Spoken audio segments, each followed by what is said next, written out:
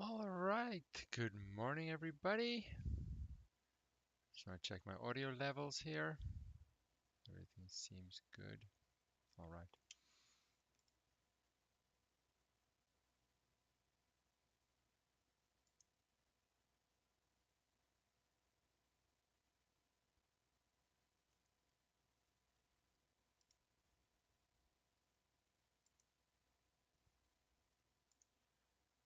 Just sharing my screen in Discord.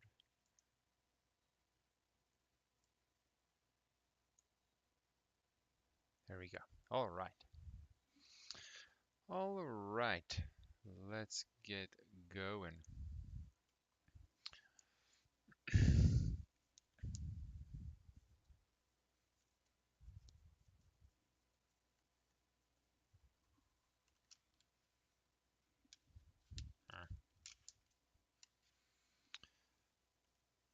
Okay, I was trying to find my pen here.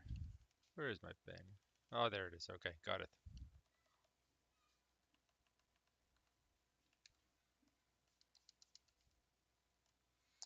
All right, we are entering the final stage of our Math 108 Calculus for Life Sciences course, and the final portion very much depends on how well your derivative properties and your derivative concept, how solid that is for you.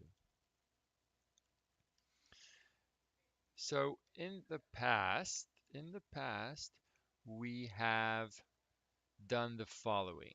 We were given a function, given a function, and let's call it f of x. We then have to find the derivative. And one of the notations that we used to name the derivative was f prime of x, among many others. So for the majority of the course, really after our review section, this is what we have built up to and in the last month focused on. The properties for how to find this, what it means graphically, and all those things. What we could do is flip this around and change the question. We could say, so let's say here, before we were doing this. Now, we are essentially going to do the same thing, but we're going to do it backwards. We're going to be given some function. That function is going to be the answer to the derivative question. So let's call it big F prime of x, just to change the name. Doesn't really matter what you call it. We're given some function. And then we're going to ask, what was the original function? So that, let's call it f of x, so that the derivative of this, whoops, of this original function is my desired given function. So before we were given a function, we take the derivative, we find the derivative, and we do stuff with that. Now we're going to be given the derivative, a function that is the answer to the derivative question. We have to find what was the original function that it came from, so that when I take the derivative of the original function, I get this given function. So it's the same link between function and its derivative, but the starting point is flipped around. So as a very simple example, let's build up in complexity with this concept. If we're given that the answer to my derivative question is 2x, then the original function must be x squared, since the derivative of x squared by the power rule is 2x, and it gives me my desired derivative answer. So the nice thing about this is that it's not really new. I'm still relying on my established derivative properties. But when I ask this backwards, we call this original function the antiderivative, sorry, that was a V, antiderivative of that derivative. So in this case, 2x is an antiderivative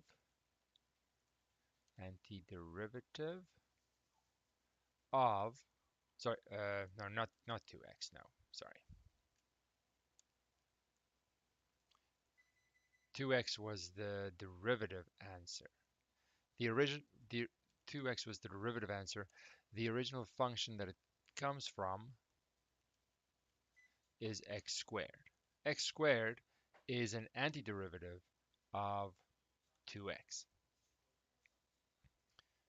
So the answer to the derivative question is 2x. What function could it have come from? X squared is one option, but it's not the only option. It's not the only option. Again, we could be given that the answer to a derivative question is 2x. Then another option for where this could have come from is x squared plus 1 maybe. Since if I take the derivative of x squared plus 1, then by the sum property, by the constant property, and the power rule, I'll still get 2x. So when I look at this direction, there isn't just one answer. There are multiple answers. It's not unique anymore. In the case of our example, if my target for a derivative is given to be 2x, that could come from a variety of functions. Also, for example, my original function could have been x squared minus 3, and many more. So if I go back up here to the top of the page, where the derivative question,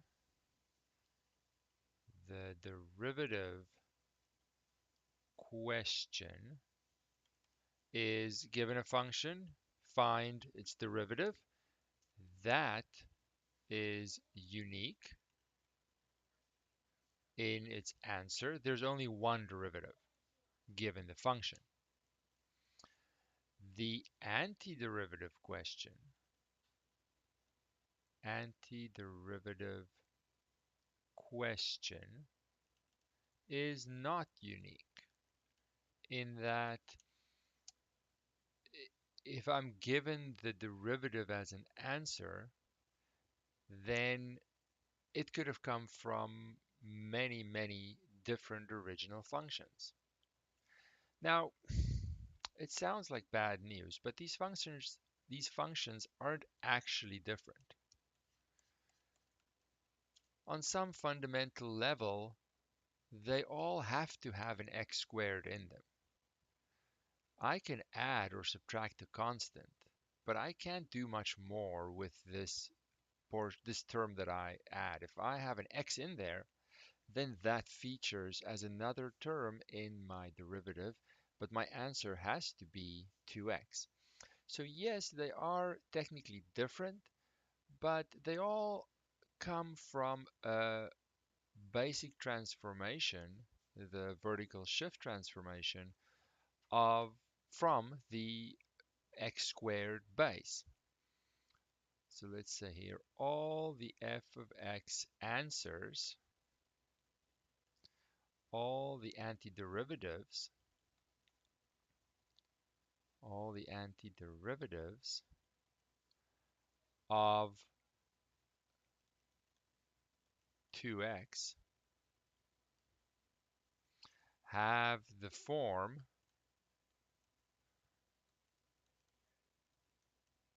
x squared plus or minus a constant. Now I just say plus c because c itself could be negative, but c is just a constant. Because I need that when I take the derivative, that constant has to be 0 in the derivative, and I just have a 2x, which I'm aiming for. This is my target that I need to get.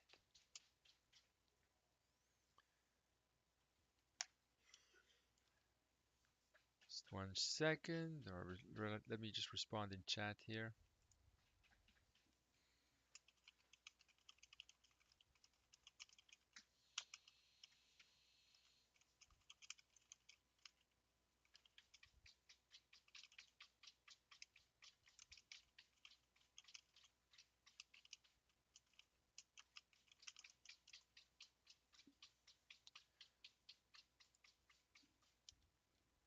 Okay, so this is the antiderivative question, that given a function that's the answer to a derivative, I don't have a unique answer for the original function that would give me that derivative, but it's really not that bad. It is this essential x squared in this example that is unique.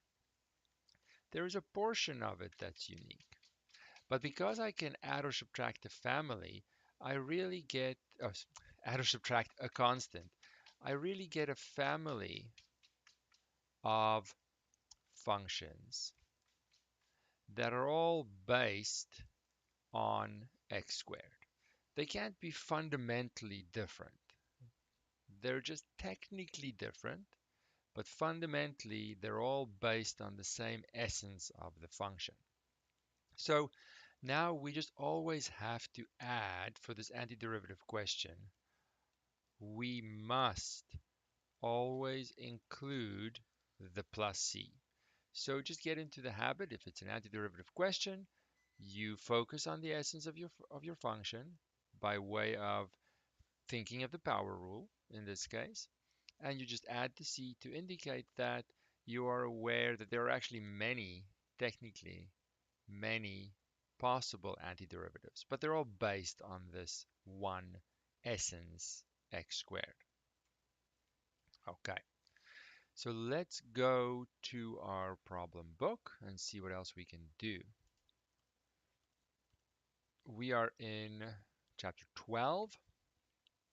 According, according to my numbering, we're in chapter 12, and we are finding antiderivatives. So let's just do a couple, and we'll see that they are, to a large extent, based on the basic properties, just in reverse. So let's do number 1. Let me set this up first.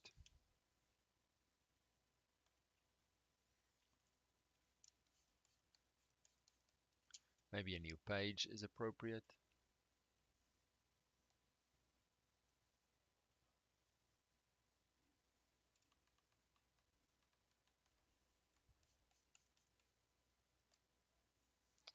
Okay, we said 12.1. We'll just do a selection of them. Number 1 gives me the answer to a derivative question of 6. That's given. So then we say, what is the original function? What is the antiderivative? So I'm going to actually, yeah, no, it's fine. It has to be, because I understand my derivative properties and they don't change, it has to be 6x, but I can have any constant attached to it with a plus or a minus. And I can always check, what do I get if I apply my derivative properties to this, knowing that c is just a number? I get the same property as always. I have my sum property allowing me to separate the terms. I have my constant times a function property allowing me to put the 6 in front because it's a constant. C, that second term is 0. I have my 6 times the derivative of x, which is a power rule. That's just a 1. So I get the 6 which I am supposed to get.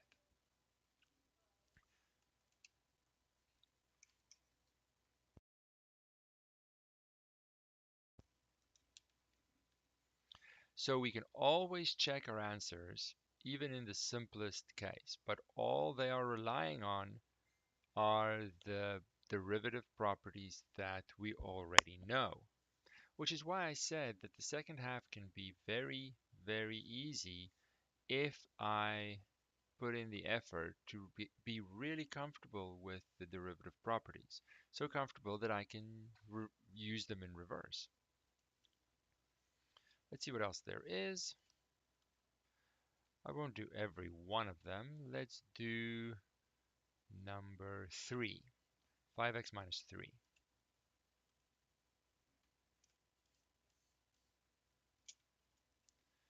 Number 3, I have a derivative answer, 5x minus 3.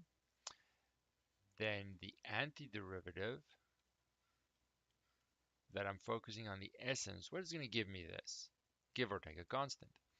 Well, by the constant times a function property, I just focus on the x. The 5 can stay in front because the constant times a function property allows me to do that.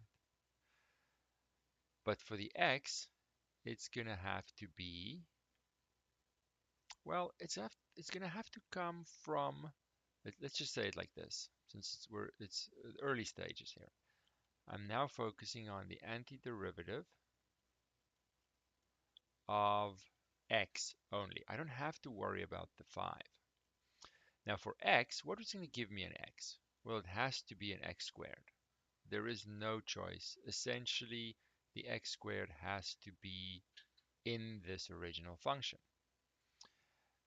But if I leave it like this and eventually check, if I take the derivative of 5x squared, I'm going to get 5 times 2 times x. And there is no 2 in this answer for the first term. So I need to make an adjustment so that in the power rule, when the 2 comes out, there's something waiting for it to cancel it because there is no 2 in there. So what I'm going to put in is 1/2 so that when I test this, the 2 comes out because of the power rule. The half is waiting for it. These two cancel to a 1, and I get my 5x, which I'm supposed to get. And then for the minus 3 as an answer to our derivative, that is just going to be 3x. Now I can simplify this, or I can leave it exactly like that. That's totally up to you. But I can now have my final answer, and I can check that. If I try this, so it's a little bit of a guess and check situation. I make my best check, my best guess, and then I can check that. If I now, because I'm used to this direction, given the function, what is the derivative? I'm used to finding that.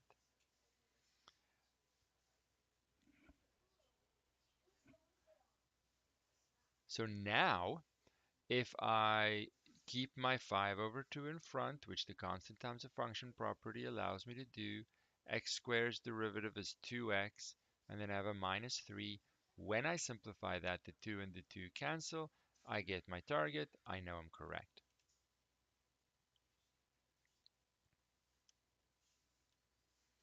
Let me know in chat, like always, if there are any questions.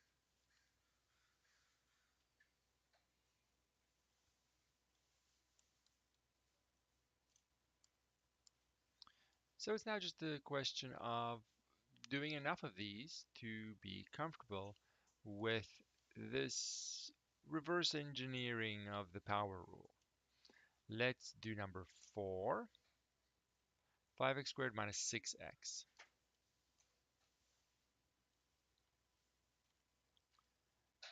So the answer to a derivative 5x squared minus 6x. So now I'm trying to find the original function. I did forget up here something. I did forget up here.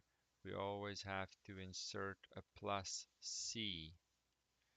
It doesn't really matter in my derivative because it's just going to be a plus 0. But in my answer, I have to always remember the plus c in the antiderivative question.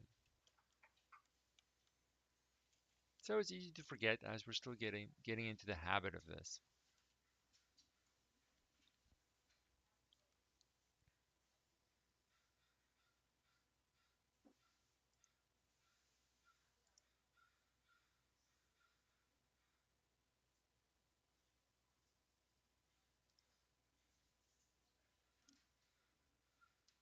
All right, so what's important for consistency is to leave if that number isn't what I'm looking for. I mean, if it was 3x squared, then that would be straightforward in that x cubed would give me exactly by the power rule 3x squared. But the number in front is not a 3. So I do not care to include that into my focus when I look at x squared. I just leave the constant in front, and then I focus on the essence of the function, which is x squared. This is unfortunately not happening. So x squared requires that it comes from x cubed, because the power rule is going to decrease that power of x by 1. That's the only way x squared can be obtained as a derivative answer. But if I leave it like this, I'm going to get a 3 times x squared. So I need to put 1/3 in front so that when the power rule does that, it's going to catch my 3 coming in front. So maybe this feels like a little bit of a guess. It, it's okay because I can always check my answer. Same with the 6x here. I don't like the 6. If it was a 2x, then great, the 2 is a part of it because x squared would perfectly give me 2x as a derivative. But it's not, it's a 6. So I focus on the essence of the function, which is x, and the 6 can stay in front, stay out of this. I know the x as a derivative answer has to come from x squared. But if I leave it like that and take the derivative, I'm going to get a 2, and there's no 2 there. So I put a half in front to catch that 2 when the power rule brings it out. And of course, my plus c we're getting used to. Now I can check this. I see so many people not bothering to check. I should always know exactly if my answer is right because I can take the derivative of it and see if I get the original given, not the original, the given function. So let's simplify that as we go, I suppose. 5 over 3x cubed minus 6 over 2x squared. I'm not actually simplifying it completely on purpose. If I now take the derivative of this, basic derivative properties, 5 over 3 stays in front by the constant times a function property. X cubed, power rule says 3x squared. And I see that the 3 and the 3 will cancel and give me my original. So that one's good. My desired, my target rather. 6 over 2 stays in front, constant times a function property. Then the power rule says it's going to be 2x. The 2 and the 2 cancel. I get my 6x, which is my target. Good to go. And the c is never going to feature. It's always going to be a 0 in my derivative. So even though I never see anyone checking their answers, I can always check it. And checking it goes back many chapters to something that I should be very comfortable with. And if I check it and the numbers and everything doesn't match perfectly to my target derivative, then I make an adjustment. But it's only going to be a number that I can adjust, and maybe I miss something, making sure everything cancels and simplifies back to the original.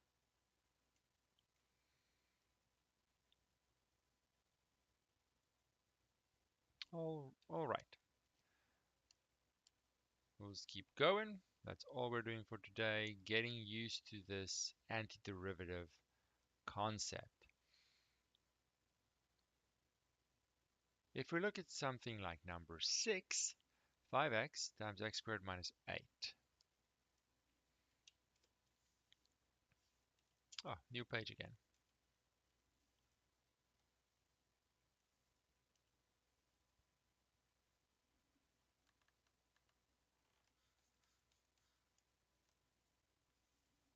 Number 6, I have as a derivative target 5x, x squared minus 8, I believe it was.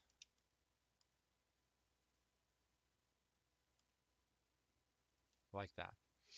Now, when I take the derivative of a function, I have a product rule. Reverse engineering the product rule creates two terms added together. So don't be deceived and look at this and say, oh, it's the product rule. It's not a case of find the antiderivative of this times the antiderivative of that. That wasn't even the product rule. So reverse engineering this is not necessarily, in general, as simple. But in the early stages, we should realize that we can simplify this first by multiplying the 5x in to get 5x cubed minus 40x. Now I'm back to a more basic situation that I can handle right now.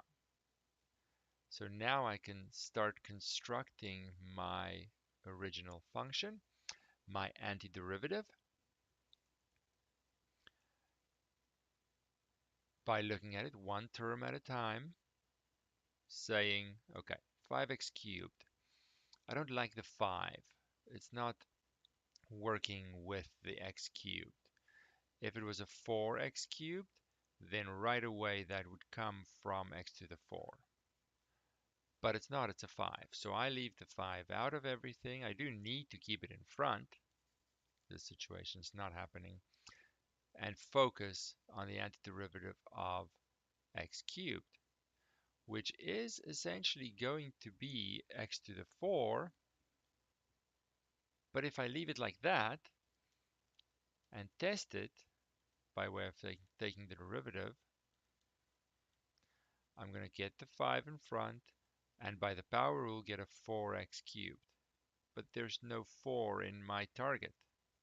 So I need to adjust my antiderivative answer with a 1 over 4 so that the 4 can be cancelled when the power rule brings it out.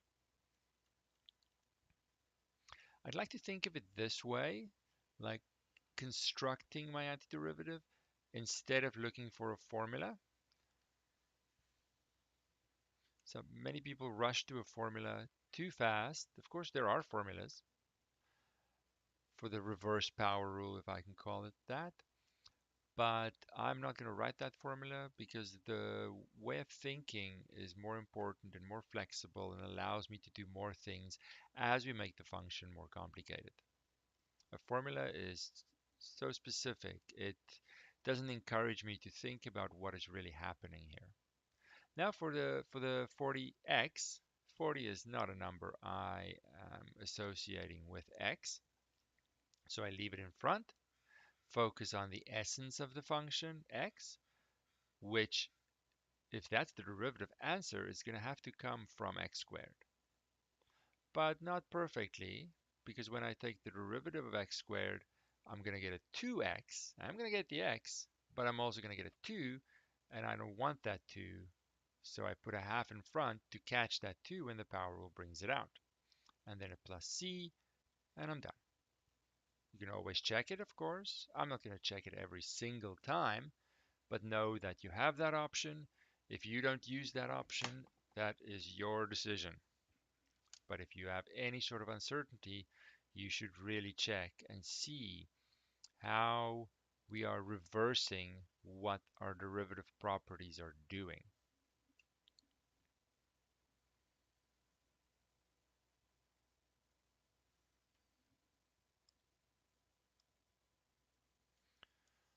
Okay, let's see here. We've done 6. Yeah, 7. 8, I mean. 8 is 7 over x squared.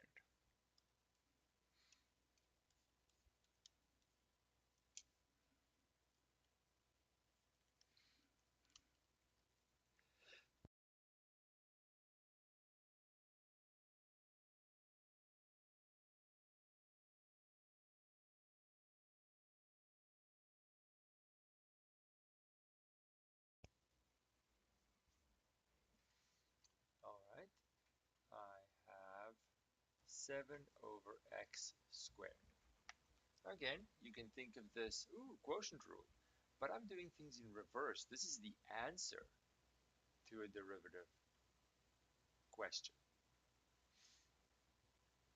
I can't just reverse engineer the quotient rule easily at all. Definitely not this early in our discussion. But what I can do is write this as 7x to the negative 2.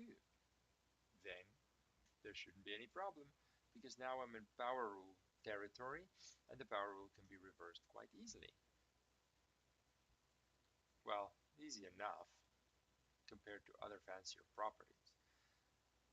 The 7, I'm not loving the 7. I need to keep the 7 in front, but it doesn't have a role to play in my essence of the function x to the negative 2. Now I know the power rule works for any exponent, but it's not 0, of course.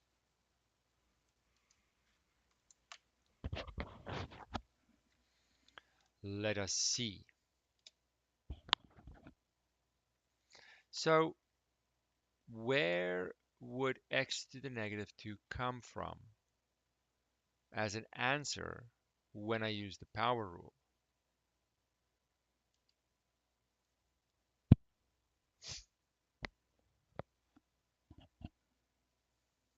Well, since the power rule decreases the power of x, it's going to have to come from x to the negative 1. Now, if I leave it like this and I check, the derivative, 7x to the negative 1, I keep the 7 in front, but the power rule is going to do something to this x to the negative 1. It's going to put a negative 1 in front and then decrease the power of x to negative 2. I do want the negative 2 as the new power of x. That's good. But the numbers aren't exactly the way I want them in my target. So what do?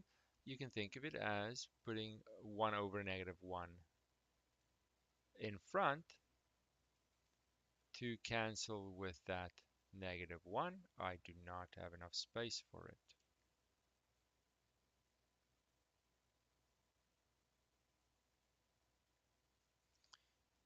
the 7 over there. 1 over negative 1 cancels with the negative 1. Now I didn't need it to look like that. I could just have put a negative in front to cancel with the negative 1 popping out to get negative 7x to the negative 1. Of course, plus c, of course. So the reversing the power rule can get me pretty far in terms of finding these antiderivative. Of course, there's always the constant times a function, there's always the sum difference property, there's always the constant property working sort of in the background. We did focus on all the properties at one point, but for the main part, I do see them sort of in the background. And the power rule takes the spotlight. Now I'm just doing the power rule in reverse. Power rule in reverse, and remembering your c, because when I take the derivative of any constant is going to be 0 and I'll still get my target. So I have a family of antiderivatives, not just a single answer. Let's see what else do we have here. Ooh, 11, I like 11. 1 plus 2x cubed over 4x.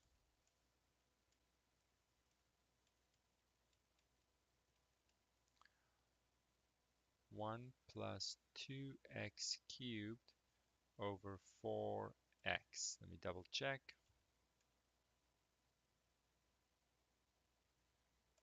Looks good. All right, again, you are welcome to try and reverse engineer the quotient rule. It will not go well at all, which means I need to do something else. I need to see how can I simplify this. Well, this is 1 over 4x plus 2x cubed over 4x. I can simplify that further to 1 over 4x to the negative 1 plus 1 half x squared. Now I am ready to build my antiderivative. And I cannot emphasize enough how beneficial it will be if I think of it as constructing my antiderivative answer and not looking for a shortcut formula. It might seem like it's wonderful now, but it's going to hurt you later on.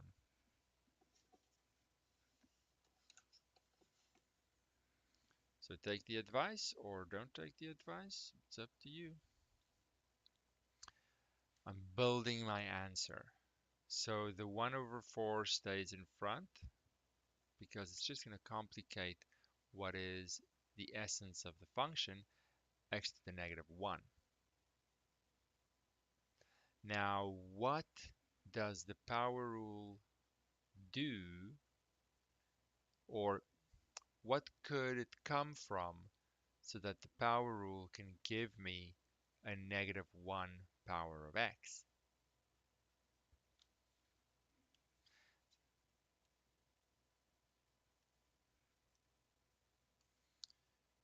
I'm pausing so you can think about it.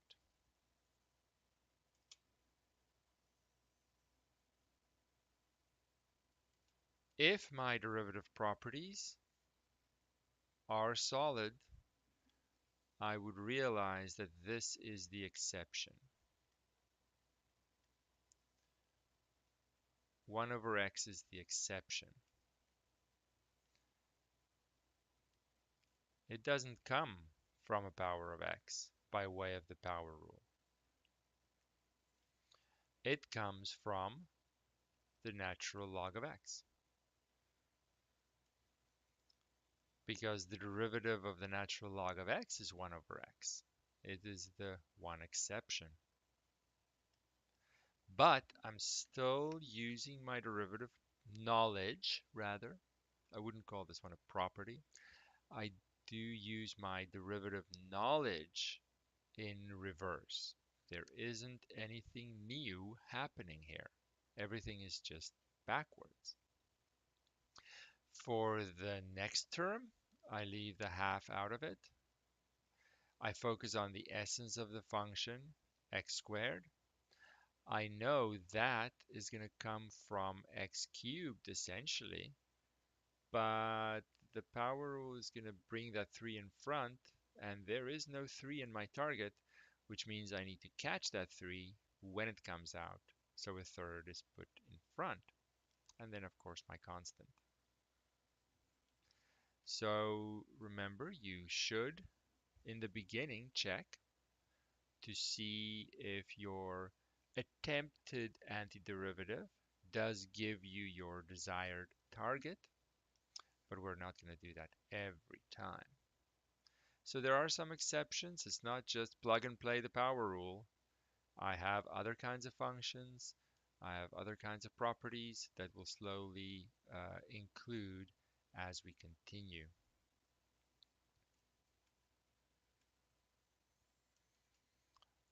Ooh, let's see. Let's do 13.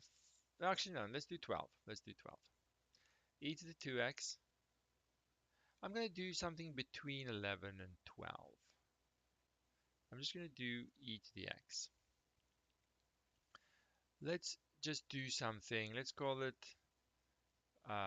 something else. It doesn't have a number. It's not in the problem book. Let me just make one up first. Let's do just a couple first that I'm not seeing in simple enough form in the problem book. Let's do the square root of x.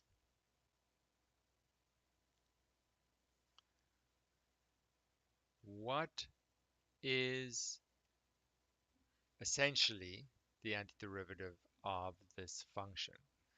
Well, I should know from experience that when I'm working with derivatives, the roots are less convenient. So I'm going to see this as x to the 1/2. And now I see, oh, it's a reverse power rule. So there's no constant to separate. It's just x to the 1/2. So this is going to come from what? It's going to have to come from x to the 3/2. But if I were to check it like this and have x to the 3/2 only, the power rule is going to put 3/2 in front, x to the 1 less.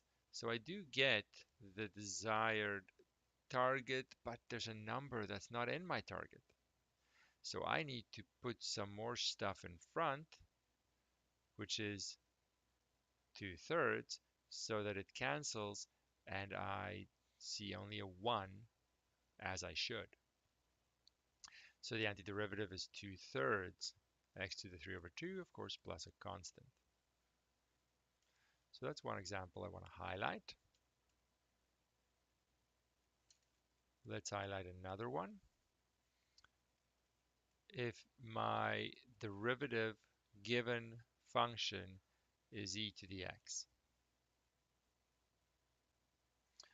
what is an antiderivative?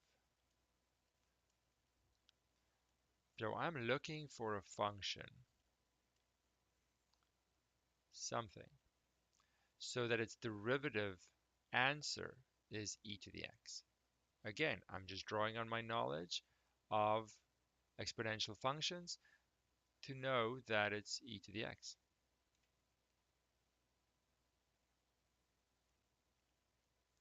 E to the x is the function that has itself as derivative. Of course, I add the constant and I'm done.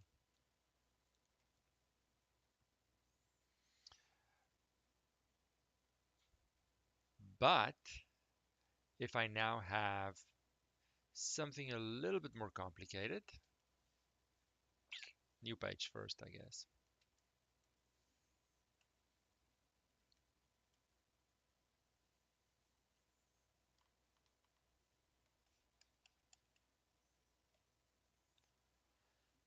Like in number, where was it? 12, e to the 2x. plus 4x. Now, the 4x isn't going to give me a problem. I'm focusing on the e to the 2x.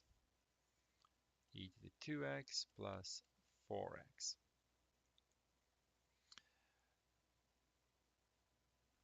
I see some people say, oh, well, it's going to be e to the 2x plus 1, and then I have to put a 1 over 2x plus 1 in front so that the power rule can cancel with that. Or sorry, that it can cancel when the power rule brings it out in front. But the power rule doesn't apply to an exponential function. If I try and take the derivative of this, it's a quotient rule situation. And it's going to be the bottom one squared, derivative of the top, which is a chain rule, sorry, not minus, times the bottom, minus the top, times the derivative of the bottom, and it's not going to be my desired target at all. It's not even close. I've made it way worse. So that is a big no. You can't just blindly use these things in reverse if they don't apply. Instead, let's build our antiderivative nice and carefully and think, how can I end up with a derivative answer of e to the 2x? Because it's an exponential function with base e, it's going to have to be e to the 2x.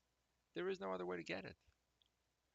If I now start checking some stuff and say, okay, what if I just check? What do I get? How close am I if I just use this initial guess? Well, this is now a function of a function. Now I'm in chain rule um, situation.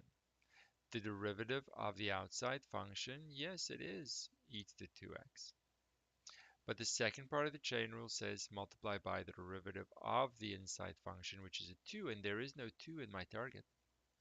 So I put a half in front to catch that 2 when it pops out, not because of the power rule, because of the chain rule. So 1/2 in front. But notice how my building of the antiderivative and my checking and adjusting is exactly the same as it was in the reverse power rule. I didn't rely on any formula to figure this out. Yet I was working with the chain rule in reverse. Formulas encourage less thinking. Understanding encourages more thinking. You choose which one you like. Then, of course, I have my 4x. Leave the 4 out of it. Antiderivative of x is x squared. Make the adjustment because there is no 2 in this x target, and my constant is added. So there's a lot to think about. Something you can think about as well that I don't have in the problem book. Of course, there are others to practice. Something you can also think about is, and try, what if my derivative answer was 2 to the x? What is the antiderivative going to look like? Can I just reverse engineer that? I want to avoid formulas wherever I can and rather understand what I'm doing.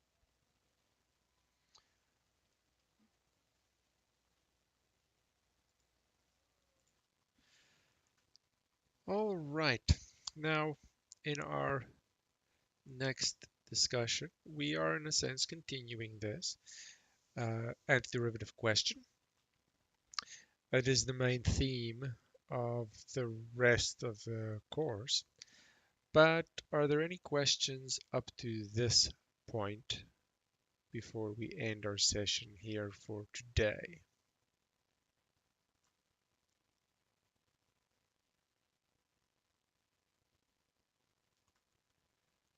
All right, then we will continue it tomorrow. Until then.